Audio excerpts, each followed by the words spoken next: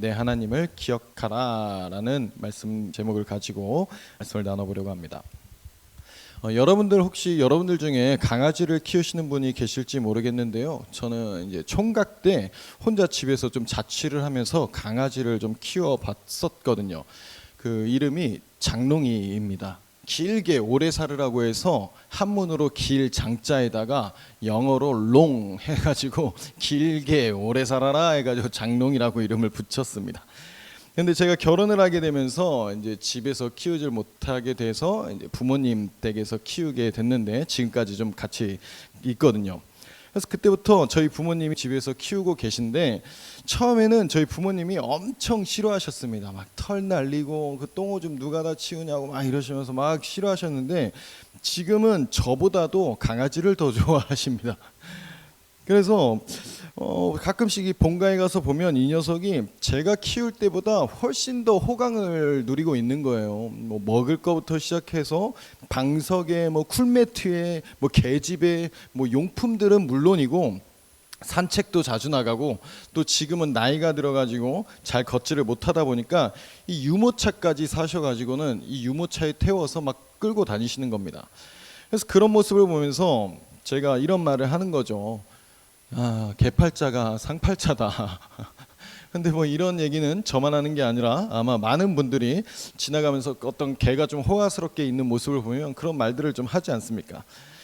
제가 장롱이를 입양할 때 일화를 잠깐 좀 말씀을 드려본다면 강아지 매장에 딱 들어가게 되면 귀여운 강아지들이 막 케이지 바깥쪽으로 막 와가지고 막 멍멍멍멍 거려요. 멍멍멍 나 좀 데려가요 멍멍멍 막 이러면서 막 짖는단 말이에요.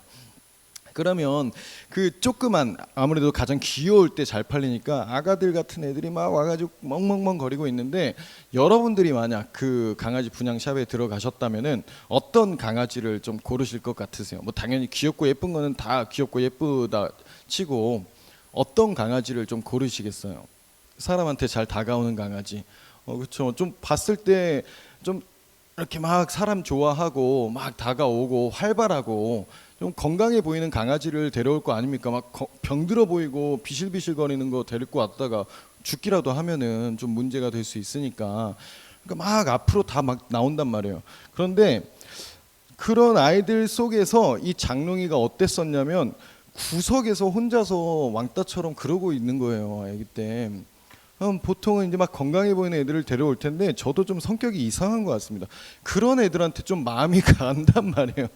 구석에서 혼자서 막 이렇게 왕따였던 것 같아요. 왕따. 그러니까 케이지 안에 한 4-5마리가 이렇게 들어있는데 혼자서 구석에서 막 나오지도 못하고 그냥 이렇게 소심하게 있는 겁니다.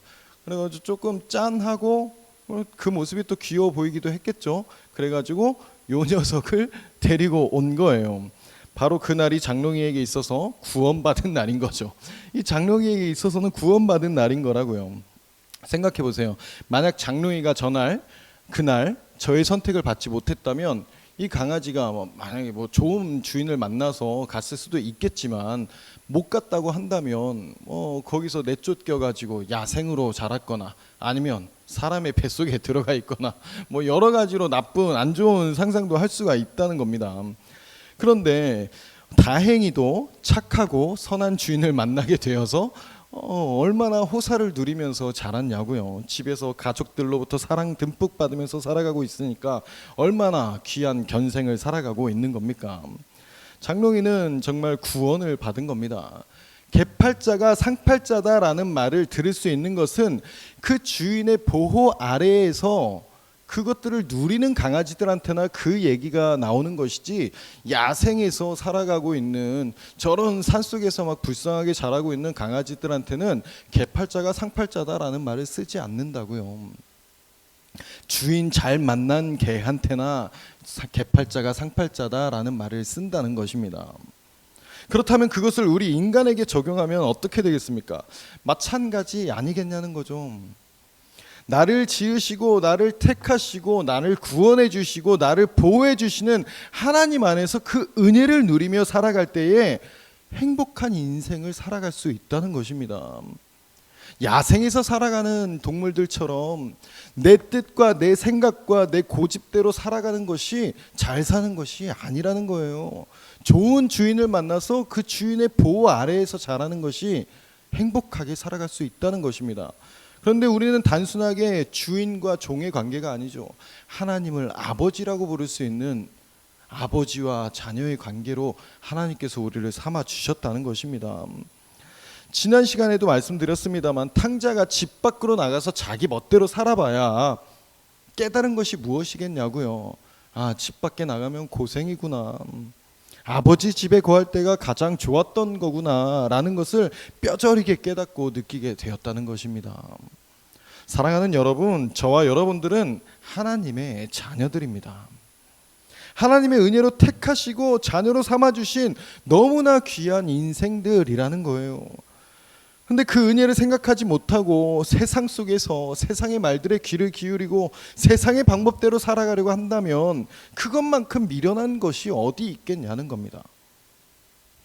하나님의 자녀가 되었다면 하나님의 자녀답게 하나님을 의지하고 하나님의 은혜를 누리면서 하나님을 붙잡고 살아가는 것이 가장 행복한 삶이라는 것을 깨달으시고 그렇게 살아가는 저와 여러분들이 되시기를 주님의 이름으로 축복합니다. 오늘 본문에서 모세는 이스라엘 백성들이 가나안 땅에 들어가기 전에 우리를 돌보시는 하나님의 말씀대로 살아가라라는 것을 강조하고 있는 겁니다. 그러면서 뭐라고 강조하고 있냐면 하나님을 기억하라라고 말하고 있는 거예요. 무엇을 기억하라고 말하는지 3절의 말씀부터 한번 좀 보겠습니다. 3절 같이 읽어보겠습니다. 애굽에서 그 왕 바로와 그 전국에 행하신 이적과 기사와 애굽에 있을 때 어떤 일들이 있었습니까? 애굽인들의 노예로 생활하던 이스라엘 백성들이었어요. 그런데 그들을 이제 데리고 나가겠다고 했을 때 애굽 왕이 그냥 보내줬습니까? 안 보내줬어요. 놔주지 않는 겁니다. 그때에 이제 하나님께서 그 왕 바로와 바로 왕과 그 애굽에 행하신 일들이 있었다는 것입니다. 무엇을 했습니까? 그 고집을 부리는 애굽 왕과 애굽 땅에다가 10가지 재앙을 내리셨단 말이에요. 무엇 때문에 그 일들을 행하셨던 것이었습니까? 그 애굽 땅에서 노예 생활을 하며 고된 삶을 살아가는 하나님의 자녀들을 구해 주시기 위함이었다는 거죠. 또 이어서 4절 한번 볼까요? 4절. 또 여호와께서 애굽 군대와 그 말과 그 병거에 행하신 일 곧 그들이 너희를 뒤쫓을 때에 홍해물로 그들을 덮어 멸하사 오늘까지 이른 것과 자 그렇게 하나님께서 10가지 재앙을 통해서 결국 이스라엘 백성들을 나오게 하셨습니다. 그런데 그 이후에 바로 왕이 생각해보니까 너무 화가 났던 거죠. 그래서 이것들을 가만두지 않겠다 해서 군대를 데리고 이스라엘 백성들을 뒤쫓아왔습니다. 이스라엘 백성들의 앞에는 홍해가 놓여 있고 주변은 광야라서 어디 숨을 데도 없고 뒤에는 애굽 군대가 우리를 죽이겠다고 쫓아오고 있는 마당이었다는 거죠. 그때 어떤 일들을 행하셨어요?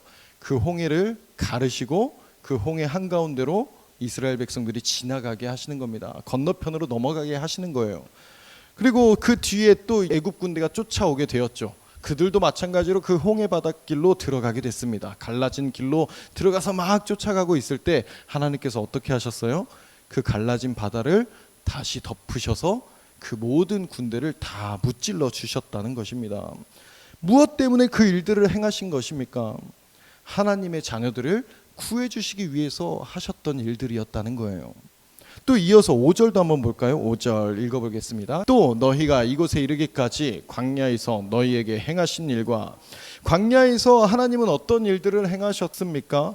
우리 지난 말씀을 나누면서 광야의 사진을 여러분들에게 보여줬던 적이 있었습니다.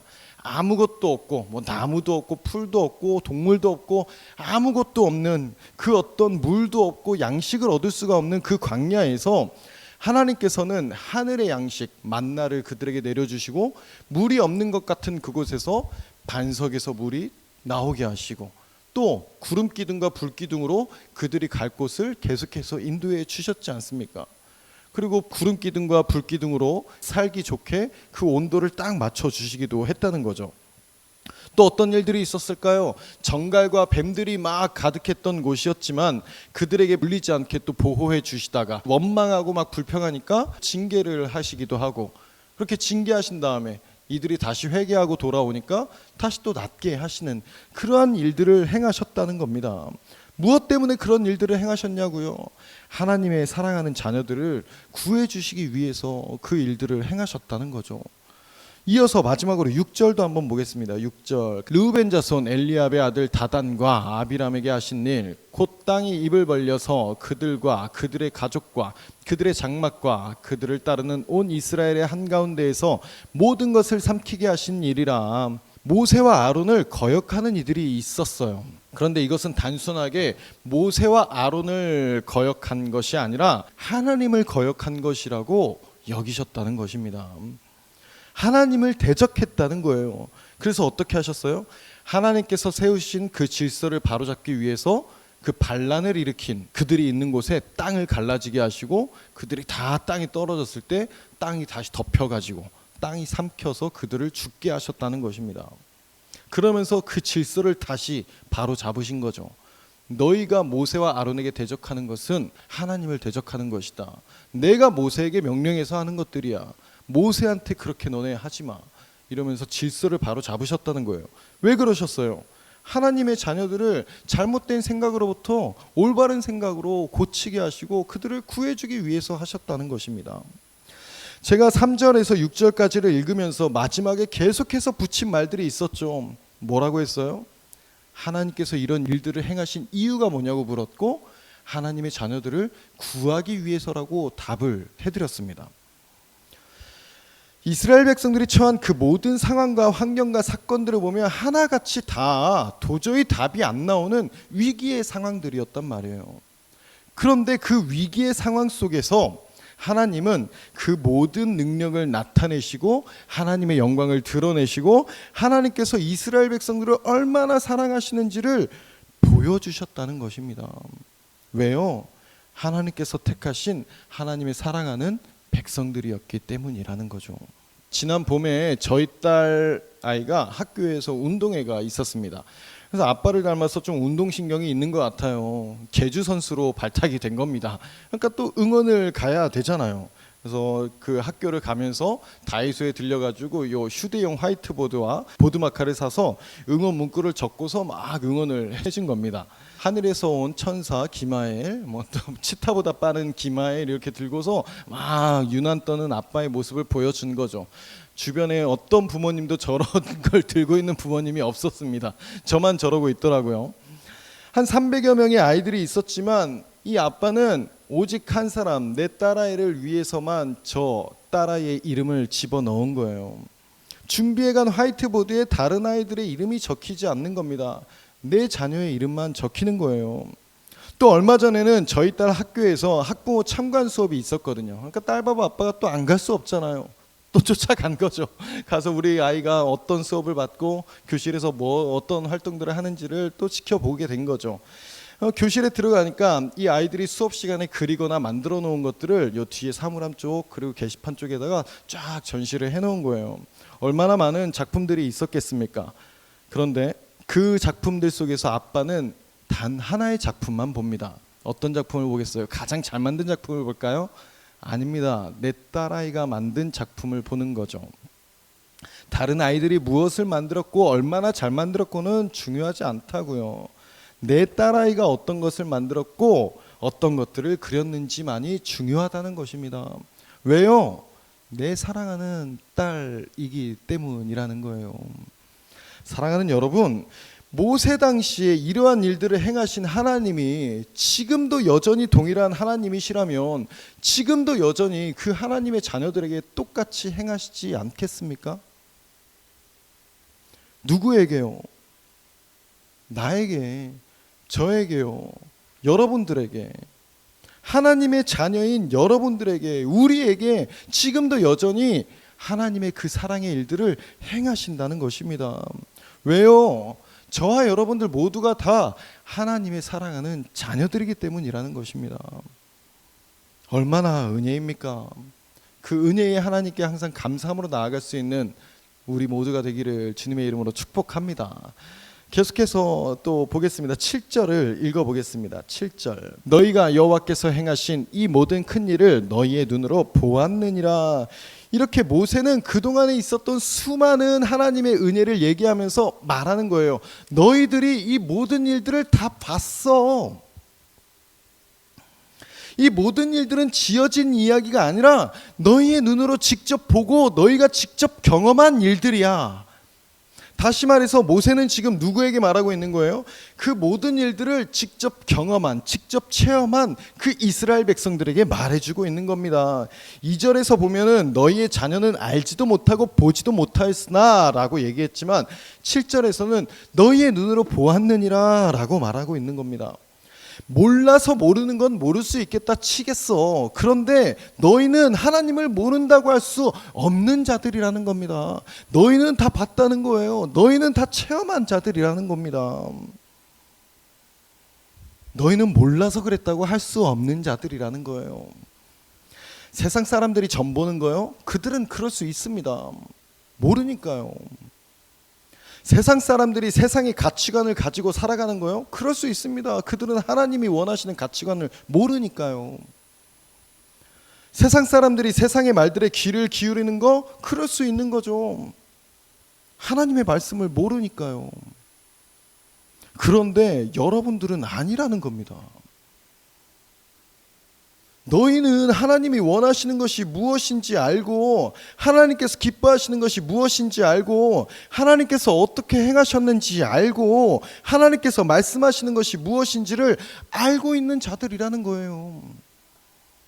그런데 왜 세상 사람들과 똑같이 마치 하나님을 모르는 사람들이 하는 것처럼 그렇게 살아가고 있냐는 겁니다. 여러분, 하나님의 백성들이라는 거 아시잖아요. 하나님께서 여러분들을 지키시고 보호하시고 인도하시고 도우신다는 거 아시지 않습니까? 그런데 왜 자꾸 세상의 말들에 귀를 기울이고 세상의 방법대로 살아가려고 하고 하나님의 말씀보다 세상의 말들이 더 맞는 것처럼 행동하고 계시냐는 겁니다. 사랑하는 여러분, 여러분들이 믿는 하나님, 여러분들이 알고 계신 하나님, 여러분들이 체험한 하나님 기억하시기를 축복합니다. 그 하나님께서 원하시는 삶을 살아가 보자고요. 모르지 않잖아요. 그럼 어떤 일들이 펼쳐진다고 말하고 있습니까? 8절과 9절 함께 읽어볼게요. 그러므로 너희는 내가 오늘 너희에게 명하는 모든 명령을 지키라. 그리하면 너희가 강성할 것이요 너희가 건너가 차지할 땅에 들어가서 그것을 차지할 것이며 또 여호와께서 너희의 조상들에게 맹세하여 그들과 그들의 후손에게 주리라고 하신 땅 곧 젖과 꿀이 흐르는 땅에서 너희의 날이 장구하리라. 그리하면 너희가 강성할 것이요 그것을 차지할 것이며 너희의 날이 장구하리라. 쉽게 말해서 복을 누리며 살아갈 것이라는 겁니다.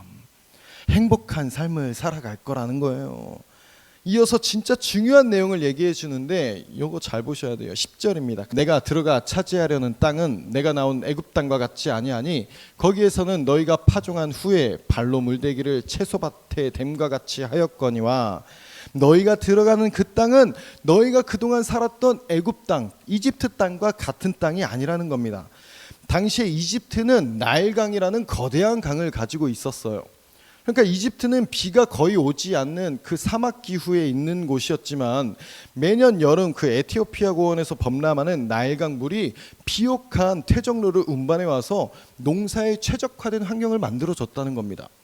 그러니까 나일강 주변에 그 땅에 물을 공급하기 위해서 복잡하고 노동집약적인 농사를 짓는 데 필요한 물을 논밭에 대기 위한 그 시스템을 마련하기 위해서 엄청나게 머리를 굴리고 노동을 했다는 거예요. 그러니까 어떻게 보면 농업이 굉장히 발달되어 있었던 사회였던 거죠. 다시 말해서 애굽에서의 삶의 방식은 인간의 끊임없는 노동과 인간의 기술 그리고 인간의 계획으로 그 수확을 얻어내야만 했던 그 수확들을 얻어낼 수 있었던 인간이 주도권을 가지고 살아가던 땅이었다는 것입니다. 그런데 너희가 들어갈 땅은 그런 땅이 아니라는 거예요.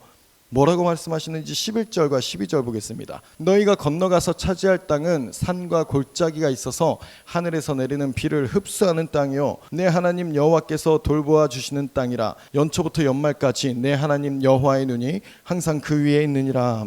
이스라엘이 곧 정복하여 살게 된 그 가나안 땅은 지금의 팔레스타인 지역의 그 땅인데, 이곳은 이집트와는 지리적이나 농경적 조건이 완전히 달랐습니다. 가나안 땅에는 산과 골짜기가 많고 이 이집트에 있는 나일강처럼 그런 거대한 강이 있는 곳이 아니었단 말이에요. 그러니까 농사는 주로 하늘에서 내리는 비에만 의존할 수밖에 없었던 거예요. 나일강처럼 그렇게 큰 강이 있어서 그것을 어떻게 수로를 만들고 개척하고 이렇게 할 수 있는 시스템이 안 돼 있다는 것입니다. 그러니까 가나안 땅에서는 인간이 아무리 열심히 노동을 한다고 해도 하늘에서 비가 내리지 않으면 농사가 완전히 망하는 땅인 거예요. 수확의 주도권이 오직 하나님께만 달려 있었다는 것입니다. 이런 거죠. 여러분들이 돈을 벌 수 있는 방법이 두 가지가 있습니다. 하나는 아르바이트를 열심히 해서 돈을 버는 거예요. 요즘 최저임금이 한 10,000원 정도 하는데 1시간 일하면 10,000원 버는 거죠. 이것의 장점은 내가 일한 만큼 벌 수 있다는 그 돈이 보장이 되어 있습니다. 1시간 일하면 10,000원 버는 거고 4시간 일하면 40,000원 버는 거예요. 단점은 내가 일하지 않으면 버는 돈이 없는 거죠. 그리고 그 많은 돈을 벌기 위해서는 많은 노동과 시간을 들여야 된다는 거예요. 자, 돈 버는 방법이 또 다른 두 번째 방법이 있습니다. 부모님께 용돈 받는 겁니다. 엄마 말 잘 듣고 아빠 말 잘 들어서 공부 열심히 하고 하라는 거 잘 하고 성적 잘 나오면 내가 원하는 거 혹은 내가 사고 싶은 거 부모님한테 얘기해서 부모님한테 얻어내는 거예요. 또 친구들이랑 놀러 가거나 사 먹고 싶을 때, 돈이 필요할 때 부모님한테 얘기해가지고 그때그때 돈을 받아서 쓰는 겁니다. 이것의 장점은 내가 어떤 노동을 하지 않아도 제한 없이 뭔가를 얻을 수 있다는 장점이 있겠고, 단점은 뭘까요? 말 안 들으면 짤없다는 거죠. 자, 이 두 가지 방법 중에 여러분들은 어떤 게 좀 나아 보이세요? 고민할 필요도 없이 후자인 겁니다. 혹시 조금이라도 뭐가 나은지 고민을 하신 분들이 계시다면 이 옵션을 하나 더 해봐 드릴게요. 우리 부모님이 이재용 회장입니다. 우리 부모님이 트럼프 대통령이에요. 뭐가 낫겠어요? 고민할 필요가 없는 겁니다. 시급 10,000원 벌기 위해서 힘든 일 하시겠냐고요. 우리 아빠가 이재용인데, 우리 아빠가 이재용 회장인데 100만 원짜리 그 스마트폰 사기 위해서 하루에 2시간씩 2달 동안 매일같이 힘들게 일해서 그거 사겠습니까? 아빠 말 좀 잘 듣고 아빠한테 좀 잘 보여서 아빠한테 하나 사달라고 하는 게 훨씬 더 빠른 방법이고 나은 방법 아니냐고요. 지금 하나님은 이스라엘 백성들에게 이 말씀을 하고 계시는 겁니다. 이제 너희는 이집트에서 살아왔던 그 노예의 노동이 보장하던 이집트의 삶을 떠났다는 거예요. 너희의 생존과 번영은 너희의 노력이 아니라 하나님의 신실하심에 달려 있다는 겁니다. 뒤에 나오는 13절부터 17절까지의 내용이 모세가 이스라엘 백성들에게 이 말씀을 지금 해주고 있는 거예요. 하나님을 사랑하고 그분의 명령을 잘 따르고 하나님의 그 말씀대로 살아가면 하나님이 때에 맞게 이른 비와 늦은 비 알아서 주시겠다는 겁니다. 너희가 그 이집트에서 살 때처럼 힘들게 노동해서 물을 떼와가지고 농사에서 얻는 게 아니라 하나님이 알아서 다 공급해 주실 거라는 거예요. 그런데 만약에 너희가 다른 신을 섬기고 우상 숭배하면서 하나님이 원하시는 삶을 살아가지 않으면 그거 얻지 못할 거라는 겁니다. 선택과 책임을 명확하게 제시해주고 있는 거예요. 여러분, 라이언 킹이라는 애니메이션 아실지 모르겠는데 좀 옛날 영상이긴 한데 우리 잠깐 이 영상을 좀 같이 보고서 말씀을 좀 마무리하려고 합니다. 잠깐 영상 같이 좀 볼게요. You have forgotten me. No. How could I? You have forgotten who you are, and so forgotten me. Look inside yourself, Simba. You are more than what you have become. You must take your place in the circle of life. How can I go back? I'm not who I used to be. Remember who you are. You are my son. and the one true king. Remember who you are. No! Please! Don't leave me! Father! Don't leave me.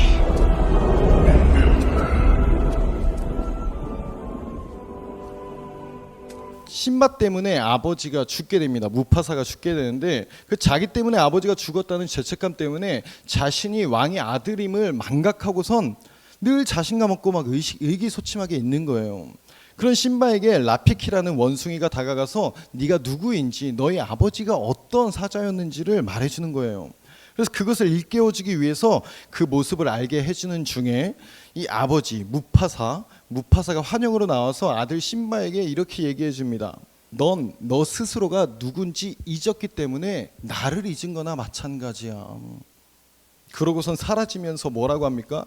Remember who you are. Remember who you are. 이러면서 사라지잖아요. 무슨 말이에요? 너가 누구인지 기억해라. Remember, 기억해라. 너는 왕의 아들이라는 겁니다. 바꿔서 말하면 너의 아버지는 왕이라는 거예요. 말씀을 마치겠습니다. 사랑하는 여러분, 우리의 아버지는 모든 왕 중에 왕이시고 모든 만물의 주인이심을 믿으시기를 소망합니다. 이 세상 천지 만물을 지으신 분이 우리 아버지시라니까요. 능치 못함이 없는 분이 우리 하나님 아버지시라고요. 그 하나님께서 우리의 인생을 책임져 주겠다고 말씀하시는 겁니다. 하나님께서 이스라엘 백성들에게 말씀하시잖아요.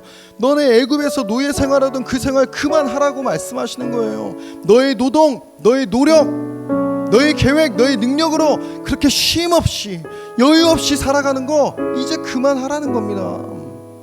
그런 거 다 필요 없고 그냥 하나님께서 말씀하시는 대로만 잘 살아보라는 거예요. 하나님의 말씀 안에만 거하라는 겁니다. 하나님의 백성답게 살아보라는 거예요. 그러면 네가 애굽에서 너의 노동으로, 너의 계획으로, 너의 능력으로 한 것보다 훨씬 더 많은 것들을 누리게 해주겠다는 겁니다. 하나님께서 하나님의 말씀대로 살아가라고 하시는 것은 괴롭히기 위해 말씀하시는 것이 아니라는 거예요. 세상의 속삭임에 속아서 힘들게 살아가는 것이 안타까우셔가지고 그렇게 살지 말고 그렇게 힘들게 살지 말고 이리 와. 내가 말한 대로 살아. 내 말씀 안에서 살아. 그렇게 살 때 내가 알아서 다 해줄 거야. 행복하게 살아. 여러분들의 삶이 왜 힘듭니까? 왜 힘든 것 같으세요? 여러분들의 노력과 여러분들의 노동과 여러분들의 능력으로 살아가려니까 힘들죠. 그래서 예수님께서도 말씀하시잖아요. 수고하고 무거운 짐진 자들아 다 내게로 오라. 내가 너희를 쉬게 할 거야. 그거 왜 니들이 지고 있어? 그거 왜 니가 지고 있어? 하나님께서는 좀 쉬게 해주시려고 좀 내 자녀가 행복한 삶을 살게 해주시려고 계속 말씀하시는데 왜 그것을 계속 믿지 못하고선 자꾸 세상의 가스라이팅에서 헤어나오지 못한 채 세상이 말하는 게 맞는 것처럼 세상의 기준에 맞춰서 살아가는 것이 행복인 것처럼 그 기준에 맞춰서 살아가려고 그렇게 아둥바둥거리고 계시냐고요. 여러분들이 필요한 거 하나님이 모르시지 않습니다. 다 준비하시고 다 계획해 놓으셨다고요. 이른 비와 늦은 비로 하나님께서 때에 맞게 적재적소에 다 준비하셨다고요. 그러나 그것을 받기 위해선 나도 해야 할 것이 있다는 것입니다. 하나님의 자녀로 살아가라는 거예요. 하나님을 기억하라는 것입니다. 하나님이 하나님의 백성들에게 어떤 일들을 행하셨는지, 내게 원하는 것이 무엇인지, 어떤 말씀으로 살아야 하는지, 하나님이 나에게 어떻게 행하셨는지, 나의 하나님이 어떤 분인지 하나님을 기억하라는 겁니다. 여러분들의 노력으로 얻을 수 있는 것은 제한적이지만 하나님께서 주시는 것은 제한적이지 않습니다. 내 아버지 하나님께 좀 사랑으로 다가가 보세요. 그 아버지께 좀 잘 보이려고 해보세요. 그 아버지가 말씀하시는 거 잘 들어보세요. 그럼 하나님께서 얼마나 그 자녀를 보실 때 예뻐 보이시겠습니까? 얼마나 감동하시겠습니까? 얼마나 주고 싶으시겠습니까? 우리가 하나님의 축복을 누리는 거 간단합니다. 하나님의 자녀가 되면 돼요. 하나님은 다 준비해 놓으셨어요. 나만 하나님의 자녀로 바로 서면 됩니다. 그렇게 하나님의 자녀로 바로 섬으로 하나님께서 예비해 놓으신 그 모든 축복과 은혜를 받아 누리시는 저와 여러분들이 되시기를 주님의 이름으로 축복합니다. 우리 함께 찬양하시면서 기도하실 때에 이 말씀을 가지고 고백하며 나아가도록 하겠습니다.